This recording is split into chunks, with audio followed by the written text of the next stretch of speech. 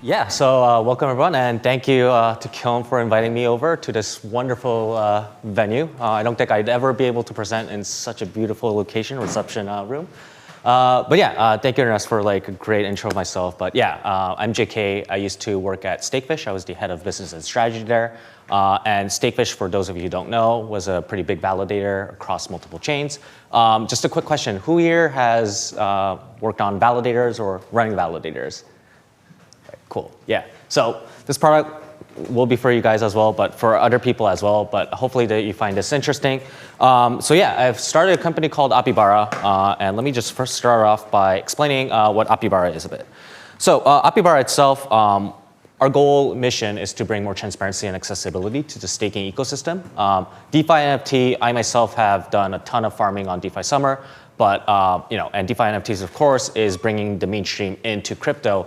But let's be fair, staking is a really sizable market already. And yet I cannot name you at least like 5 different dashboards where you could track your staking portfolio assets, how you're performing.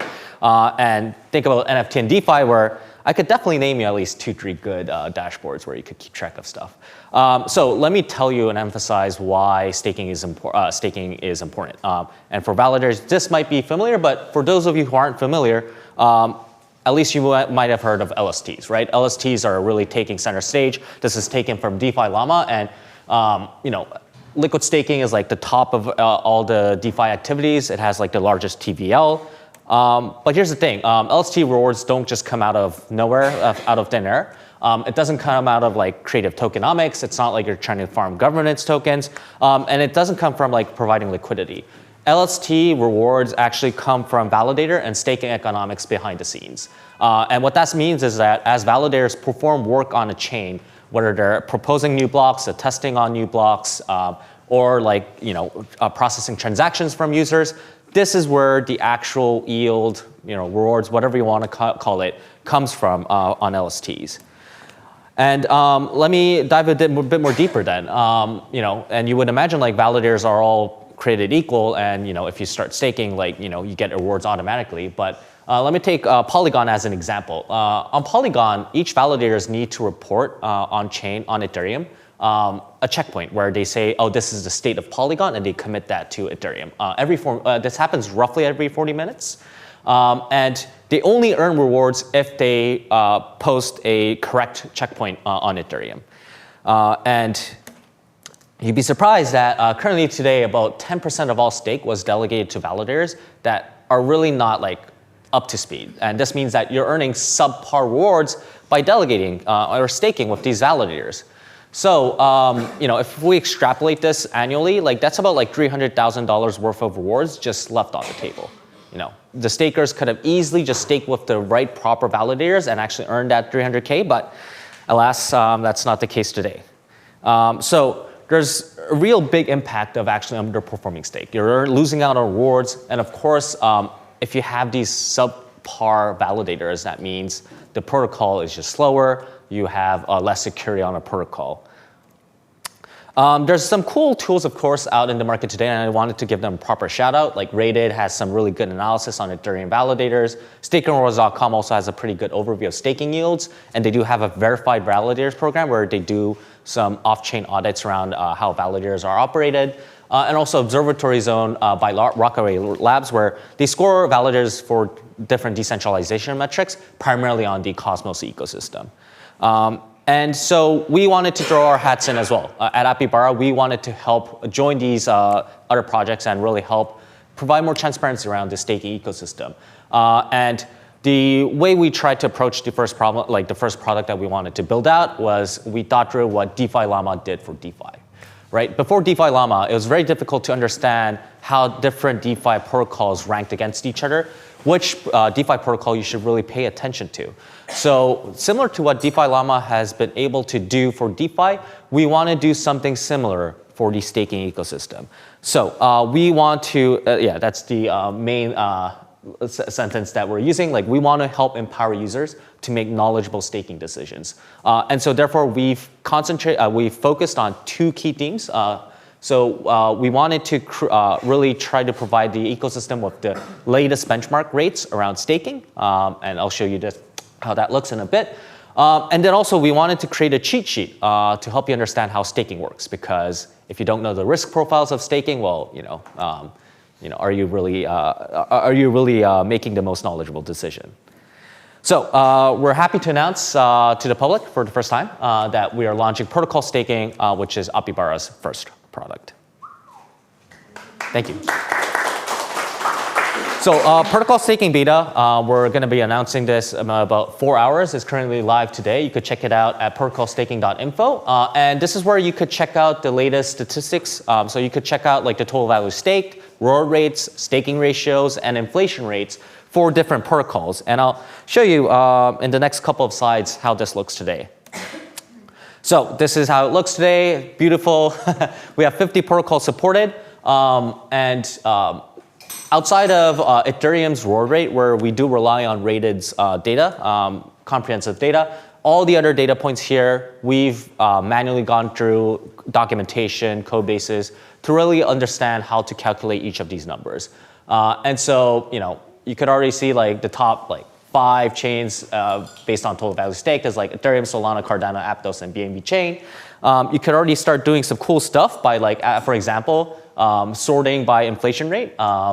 Some of you, or most of you, may be surprised that Tron is disinflationary and is the lowest actually disinflationary token, primarily because they have a ton of transactions. So you could already start teasing out these interesting insights by just filtering through, just looking through the data. Also, this is another insight that I wanted to just show people. The Cosmos, this is the top 11 total protocols ranked by total value stake, TVS. You could see there's definitely an outlier, which I would name out Cosmos Hub, where they have an inflation rate of 17%, which definitely is eye-catching compared to the other protocols. Sui is sort of an outlier also, but they have a separate issue where they have a pretty low float. They have very low circulating supply, which is why they have a pretty high inflation rate. And then, let me just skip through this one. So that's a bit about protocol staking, and it's live today. We are also rolling out API access so that any validators, any data companies, anyone who has end stakers as users can really utilize all that data that you just saw there. And it should be extremely powerful, especially even if you're not a staker, if you're a DeFi, DeFi trader or just a regular trader. These rates are going to be very important. And I'll show you an example of that in a bit. Next up, I do wanted to highlight protocol staking learn. So as we put all of that data points together, as I mentioned, we're going through all these documentation. And it's very, staking on Ethereum, Polkadot, and Cosmos is extremely, extremely different. The risk profiles, how rewards work, it's all over the place. So we try to summarize that as much as possible at protocol staking learn. So we have these, this is how it looks today. We have some really nice calculation notes to let you know how we put together the numbers that you just saw earlier. And we have some footnotes to let you know that there are some assumptions that we needed to take in order to standardize the data that you saw earlier. As an example, Cosmos Hub, the inflation rate functions slightly different on the Cosmos Hub. And so we try to explain we've actually applied the actual block times of the Cosmos Hub to really calculate out the numbers that you saw earlier. So you could see all sorts of assumptions that we took on the data addendum section. But I think most importantly, so on the bottom here, you'll see that we have the detailed explainers for all the 50 protocols. We summarize how staking works. Let's take Ethereum as an example. On Ethereum, there's a protocol time called slot, of course. That's where you could propose a block, but not necessarily. There's a slot every 12 seconds, and 32 slots create one epoch. And every epoch is when new validators come in, validators that exit goes out, where you get rewards.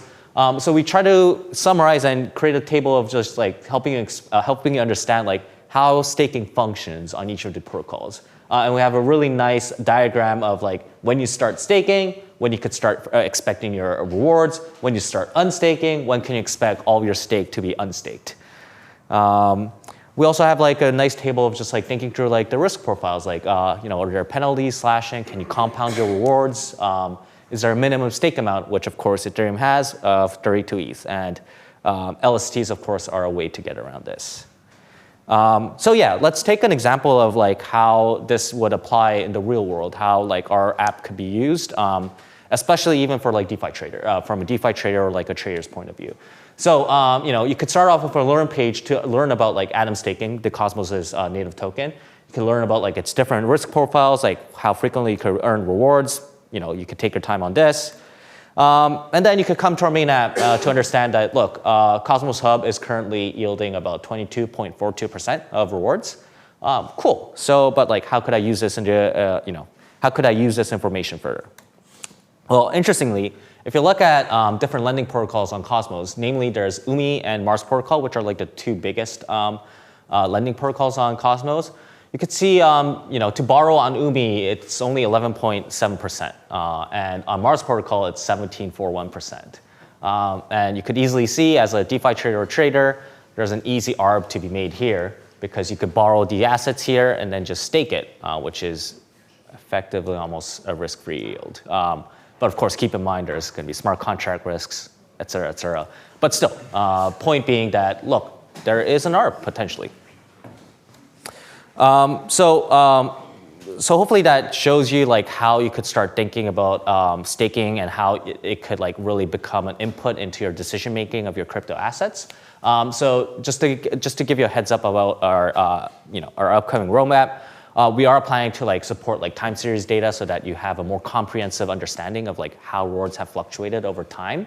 We'll have more validator specific statistics so that you understand like which validators are actually like performing well. And then we'll have address level statistics, which is going to be super powerful because once you input your address, what we envision is that we want to make sure that you understand how your stake has performed over time and help you optimize your stake. Yeah, so everything comes back and ties back to that initial sentence I told you, that we want to really help empower users to make knowledgeable staking decisions. If we go a layer deeper, what we mean is that we want to help users stake with a peace of mind, with good understanding of how staking works, and help them earn the highest rewards. Going even a layer further than that, as I mentioned earlier, we want to help users make knowledgeable decisions on staking. We want to make sure that protocols have really healthy validators, and hopefully, we're hoping that by being able to distribute stake out to really strong performing validators, we help create a healthy set and a decentralized set of validators on any protocols that uses proof of stake. And this is our way of contributing to the general crypto ecosystem. I'm running out of time, but just really quickly going through these. The point I wanted to make is that, look, the current validator set is not going to be the most optimal set. If we look at historically, even for miners, mining pool shares have like fluctuated like crazy over time. Some of them have actually gone out of business. Newcomers came in, and you would think this only applies to miners. Well, I gotta push back that you're wrong. Even for LSTs have changed over time. I don't know if you guys remember, but during like in 2020 or early 2021. There were like different LSTs that came out, but like they died off. I'm quite sure none of you recognize, like for example, like VEs, where I think they did have like a pretty serious issue on like how they control their keys. But yeah, just trying to prove the point that LSTs validators are going to keep circling out, and our goal is to make sure that we keep converging to an optimal set. So yeah, that's a bit about Apybara and ProtocolStaking. You could follow us on Twitter. We're going to make our first announcement in a couple of hours. And then you could, of course, visit our website at ProtocolStaking. And if you're a validator, if you're a data company, delegator, protocol, if you're interested in staking at all, we're interested in talking with you. So please come find me. Thank you.